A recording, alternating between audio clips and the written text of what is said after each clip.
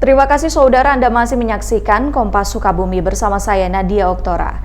Sejumlah relawan Palang Merah Indonesia Kota Sukabumi menyulap drum bekas minyak menjadi wastafel sistem sensor.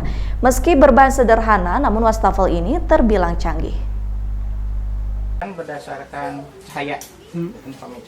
Wastafel yang dibuat oleh relawan PMI Kota Sukabumi memanfaatkan drum bekas dan menyulapnya menjadi wastafel atau tempat cuci tangan. Wastafel dengan sistem sensor ini nantinya akan mendeteksi gerakan tangan warga di bawah tempat air ataupun tempat sabun.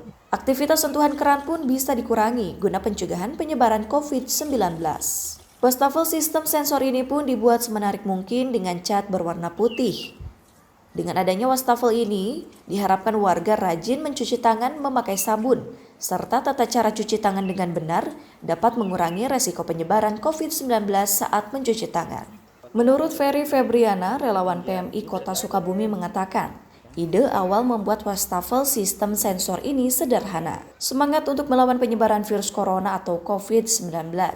Hingga akhirnya wastafel dan sabun dibuat otomatis dengan menggunakan sensor. Sebetulnya tidak berbeda dengan tempat cuci tangan yang lain, namun kami menggunakan sistem sensor. Jadi untuk keran air itu tidak harus dipegang dan sebagainya. Dengan sama untuk sabunnya juga sama, tempat sabun cukup ditempelkan tangan kita, nanti sabunnya keluar dan itu menghindari dari hal-hal yang kita tidak inginkan. Wastafel buatan relawan ini pun rencananya akan ditempatkan di titik keramaian dan kantor pemerintahan. Dengan wastafel sistem sensor ini dapat mengurangi resiko penyebaran COVID-19 di wilayah Sukabumi. Andres Muhtar, Kompas TV, Sukabumi, Jawa Barat. Di tengah pandemi COVID-19, bisnis kue kering atau kue lebaran turut terdampak di sektor usaha. Salah satu pebisnis kue lebaran di Jalan Sudajaya, Kelurahan Jaya Raksa Baros, Kota Sukabumi, memiliki strategi untuk tetap bertahan dan tetap berjualan meski di tengah pandemi COVID-19.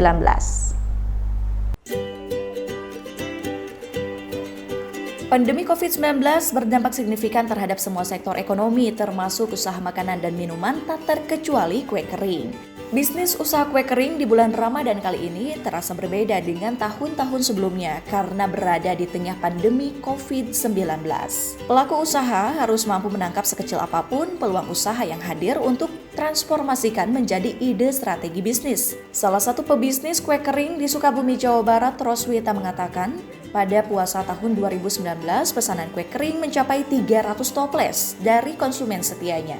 Namun pada Ramadan kali ini, pesanan kue kering tidak begitu banyak dibandingkan dengan tahun sebelumnya. Roswita pun memutar otak dan terus berinovasi, memiliki varian kue baru dan unik untuk menjadi magnet yang menarik minat pembelinya. Biasanya itu setiap tahun kita naik trennya itu, tapi untuk tahun ini sepertinya sih stagnan. Nggak ada kenaikan, tapi ya bersyukur juga di tengah pandemik seperti ini orang-orang di mana gulung tikar, PHK di mana-mana, ekonomi ya terjun bebas gitu, kita masih bisa bertahan, itu udah alhamdulillah banget. Tapi kalau dari segi omset ya stabil lah, hanya mungkin porsinya, jadi yang tadinya ke cooker dominannya sekarang lebih ke brownies, cake seperti itu. Kue kering yang dijual Roswita ada 25 macam. Kue putri salju mede dan nastar keju coklat menjadi andalan. Harga yang ditawarkan untuk jenis kue kering mulai dari Rp70.000 hingga Rp250.000. Sedangkan untuk jenis kue lainnya ada 27 macam. Dijual mulai dari harga Rp4.000 hingga Rp250.000. Andres Muhtar, Kompas TV, Sukabumi, Jawa Barat. Beralih ke informasi di Cianjur, Jawa Barat, saudara. Ini bagi Anda yang mulai jenuh dan bosan ketika berada di rumah saja, mungkin ini bisa menjadi solusi atau bisa menjadi alternatif agar tidak bosan berada di rumah. Seperti pria di Cianjur, Jawa Barat yang menekuni pembuatan ekosistem buatan melalui media terrarium. Berikut kami sajikan informasinya untuk Anda. Inilah yang dilakukan Abdul Malik, pria asal Kecamatan Cugenang, Kabupaten Cianjur, Jawa Barat dalam menghabiskan waktu luangnya di rumah. Hobi membuat ekosistem buatan menjadikan Abdul Malik tidak merasa jenuh ataupun penat berdiam diri di rumah di tengah pandemi COVID-19. Pria asal Cianjur ini membuat terarium. Terarium merupakan satu dari 3 macam jenis vivarium atau tempat buatan yang menyerupai habitat asli pada ekosistem makhluk hidup, baik tanaman maupun hewan.